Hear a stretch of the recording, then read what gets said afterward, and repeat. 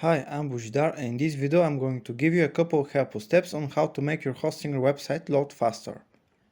How to make any website load faster with Hostinger, full tutorial. In order to make your website faster on Hostinger, it is highly recommended to optimize it using these 8 steps. You will find all the links in the description below. 1. Use Astro Theme or GeneratePress as your main theme. Both themes are light and fast. 2. Make sure to make all your images WebP instead of PNG and JPEG. You can do that with any free WordPress plugin in just a few clicks. A good option you can try is WebP Converter for Media, it's free.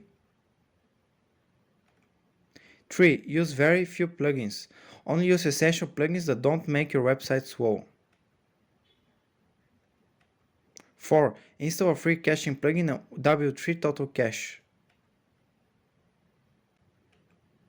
5. Only use Gutenberg. All other page builders are bulky and will slow down your website. 6. Use normal basic fonts and make sure they are loaded from your server. 7. Use less to non-moving objects or animations since they can slow down loading speed. 8. Pay a bit more to get a better hosting plan with more available resources. I personally recommend you to check Hostinger's cloud hosting if you can afford it.